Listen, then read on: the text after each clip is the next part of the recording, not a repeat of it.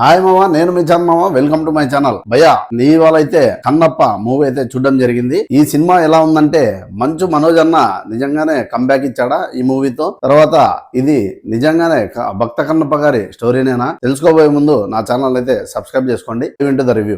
మొదటగా మాట్లాడుకోవాల్సింది మంచు విష్ణు అన్న గారి యాక్టింగ్ గురించి. భయ్యా, తన ఇంటర్వ్యూలో చెప్పినట్టు ఎమోషన్ సీన్స్ లో ఈసారి చాలా మెచ్యూర్డ్ గా యాక్టింగ్ చేశారని చెప్పొచ్చు. తర్వాత ప్రభాస్ గారు ఎంట్రీ సీన్ నుంచి ఆ 40 మినిట్స్ ఎపిసోడ్ అయితే సినిమాకి హైలైట్ అనే చెప్పాలి. ఎంత మంచిది, ఎంతగా సినిమా మీద అయితే ఫోకస్ చేసి శ్రద్ధ పెట్టారో అది స్టార్టింగ్ నుంచి కూడా పెట్టింటే చాలా బాగుండేది. మూవీకి చాలా అడ్వాంటేజ్ అయ్యేది. ముఖ్యంగా ఫైట్ సీక్వెన్సెస్ లో అసలు తేలిపోయింది భయ. CGI అయితే అవి ఎక్కడా కూడా ఒక స్టూడియోలో తీసినట్టు మాత్రమే మనకు అనిపిస్తుంది తప్ప రియల్ లొకేషన్స్ అని చెప్పి ఏ కొన్ని సీన్స్ తప్ప మిగతా ఏ విషయంలో కూడా కేర్ తీసుకోకుండా ఎందుకో మళ్ళీ అలా వదిలేశారు. అది బడ్జెట్ ప్రాబ్లం మరేమో తెలియదు కానీ మొత్తానికి మూవీ విషయానికి వస్తే ఒక నిండుగా ఉండే అందరూ బాగా క్యాస్టింగ్ అన్నమాట. మోహన్ లాల్ గారు కానీ, ప్రభాస్ గారు కానీ, మోహన్ బాబు గారు కానీ, ఇలా అందరూ యాక్టర్స్ కూడా చాలా మంచిగానే పర్ఫామ్ చేయడానికి అయితే ట్రై చేశారు. బట్ ఆ CGI వర్క్ కొంచెం దెబ్బగట్టడం వల్ల సినిమా కొంచెం డల్ అనిపిస్తుంది అనమాట ఫస్ట్ హాఫ్ మొత్తం. సో చివరిగా 40 మినిట్స్ అయితే అసలు ఎమోషన్ సీన్స్ గానీ